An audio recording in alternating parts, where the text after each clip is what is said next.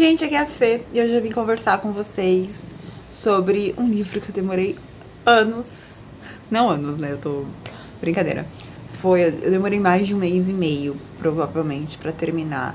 E eu não sei porquê, não consigo entender porquê. Foi um livro incrível, foi um livro que eu amei, mas enfim, demorei eternamente pra terminar ele. Então, finalmente chegou a hora de eu trazer ele aqui pra vocês, que é Best Ever Code, do Joe Abercrombie.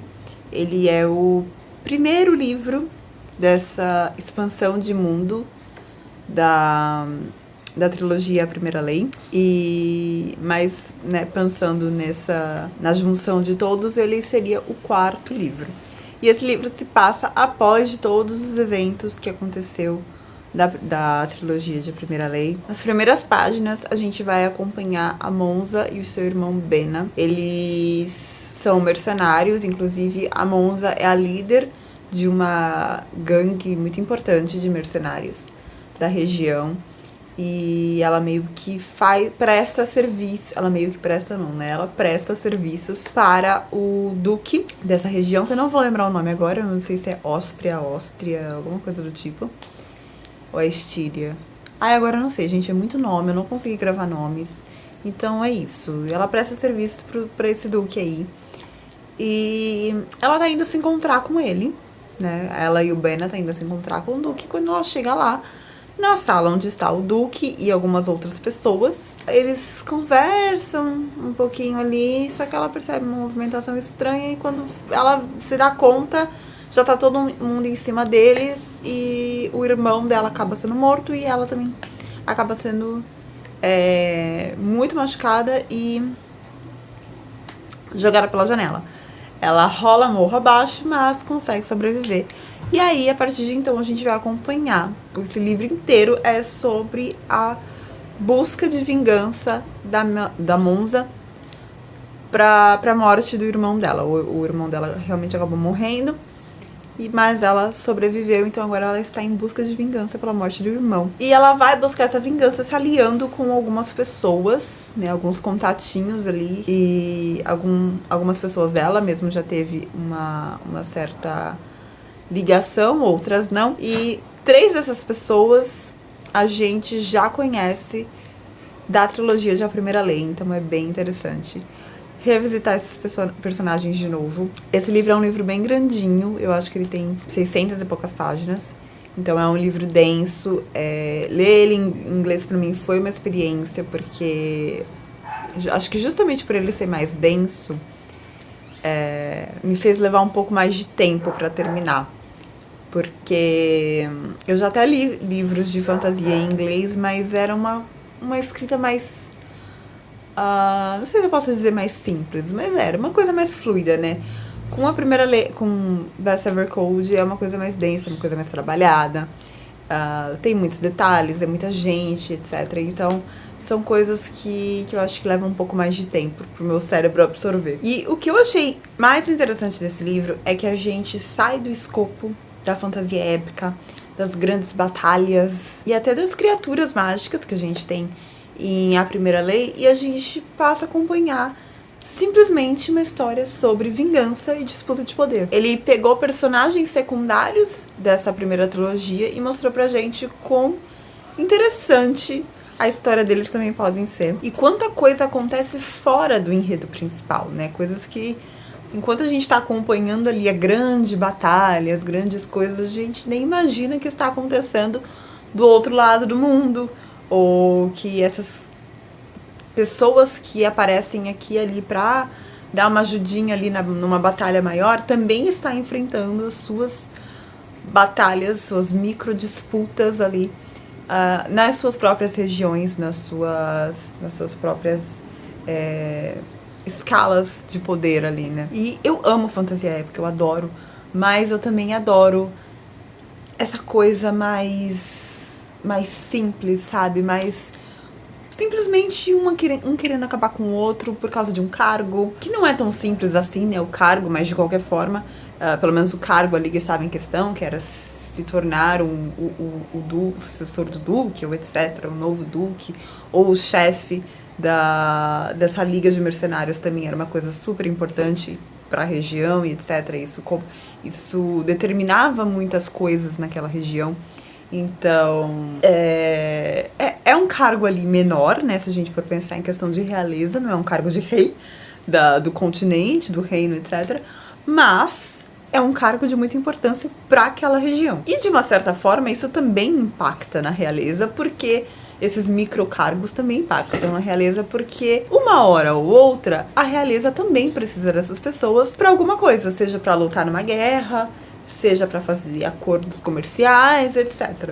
Então, eu acho muito interessante a gente ficar sabendo dessa fofoquinha ali interna, sabe? Desse jogo sujo que rola nessas micropartes ali do governo, vamos dizer assim. E também a gente percebe que são esses grupos, essas instituições que realmente ditam o poder nesse território, né, nessas regiões. É bem aquela coisa de o rei manda, mas sem o seu grupinho de nobres ali, fazendo alianças, armando esquemas, assassinando pessoas, a vontade do rei não vale de muita coisa. Sobre os personagens, eu amei todos são incríveis. Eu acho que o Joe Abercrombie, ele sabe escrever personagem como ninguém.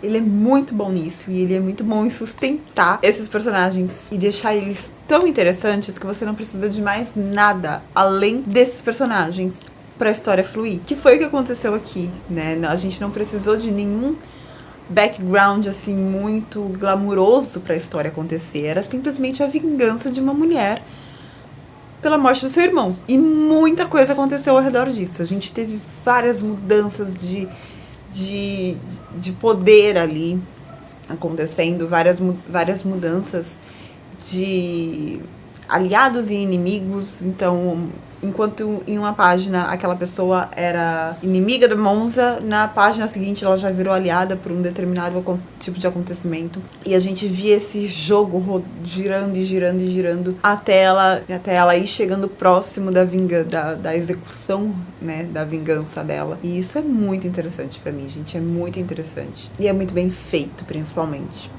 Apesar de, como eu falei, né, não ter grandes acontecimentos além desse jogo de pessoas e jogo de poder, a história foi me surpreendendo em alguns momentos. Toda vez que eu achava que ela ia por um caminho, ela foi para outro. E o final foi um final muito satisfatório. Mas assim, voltando a falar em personagens, a gente tem uma construção, acho que principalmente da Monza, muito bem feita, porque como eu falei, a gente começa já com o assassinato do irmão e com a tentativa de assassinato da Monza. Então a gente é meio que forçado a automaticamente comprar o lado dessa personagem, né? E torcer realmente pra que ela consiga a vingança, porque teoricamente ela era inocente nas questões da acusação que o Orso, que é o Duque, que assassinou o irmão dela, fez. Então, como a gente até aquele momento só sabe o lado dela da história, a gente acaba comprando esse lado. Ao longo... Você quer aparecer, filha? E você quer falar oi? Ao longo da história, a gente vai vendo que o buraco é um pouquinho mais embaixo. A gente vai vendo que a Monza e o irmão dela não eram tão inocentes assim. A gente vai vendo que as alegações dela de ser extremamente injusto o que aconteceu com o irmão dela e com ela, que eles não mereciam isso. Mas quando a gente para pensar, e o livro em alguns momentos enfatiza essa questão de que eles por si só eram mercenários e faziam muitos trabalhos sujos para o Duque. E não só para o Duque, mas visando os próprios interesses dessa liga de mercenários, né? Os The Thousand Swords, eu acho que é o nome. Que eles já mataram gente, que eles já torturaram gente, que eles já roubaram pessoas. Então, assim, quem eram eles para cobrar justiça, para cobrar misericórdia, para cobrar qualquer coisa desse Duque ou de qualquer outra pessoa que desejava a morte deles, que eram inimigos deles. Então, eu percebi que ao longo da história ele foi tentando desconstruir essa visão que a gente foi meio que forçada a ter logo de cara, né? De comprar a Briga da Monza logo de cara. E ao longo do livro a gente vai parando pra pensar de tipo, será que ela realmente merece essa vingança? Então, eu não vou responder aqui se ela teve realmente a vingança dela ou não, se ela foi bem sucedida, mas foi um livro interessantíssimo. Eu só achei o final satisfatório, eu só achei que... Eu só fiquei surpresa quando eu fui pesquisar sobre os outros livros e eles não seguem realmente... Eu achei que os próximos 2 livros fossem continuar a ser sobre a história da Monza enfim, todo o desdobramento que se deu com o final desse livro, mas aparentemente não vai ser assim. Cada livro a gente vai acompanhar determinados personagens, a gente, pelo que eu entendi, a gente vai saber alguns detalhes ali do que tá acontecendo com os personagens que a gente já conheceu, mas vai ser isso, né? Eles não vão ser mais os principais. Então, eu estou um pouco triste, porque eu me apeguei muito a esses personagens e eu queria muito mais livros deles. Mas enfim, é isso, né? É o que tem pra hoje. E eu tô bem animada pra continuação dessa série. Então é isso, se você gosta de uma fantasia que foca bastante em intriga, vingança e disputa de poder, Best Ever Cold é um prato cheio pra você. Infelizmente não tem em português, não tem ainda no Brasil. Eu acho, inclusive, um absurdo as editoras não trazerem os livros do Joe Abercrombie para o Brasil, porque esse homem é incrível e eu não sei por que elas ainda não trouxeram. Eu sei que Meio Rei tem aqui no Brasil. A Primeira Lei eu acho que também tem, mas é muito difícil de encontrar. Acho que eles não estão mais assim vendendo. Acho que o que se encontra mais é em sebo e tal. Então, assim, são livros difíceis de se encontrar. Ninguém mais traz os livros desse homem pro Brasil e eu fico indignada com isso. Então, se você tiver a oportunidade de ler em inglês, leia, porque eu tenho certeza que você não vai se arrepender. E é isso, eu vejo vocês agora num próximo vídeo. Talvez o próximo vídeo seja sobre Tempestade de Ônix. Então, aguardem. Tchau, tchau!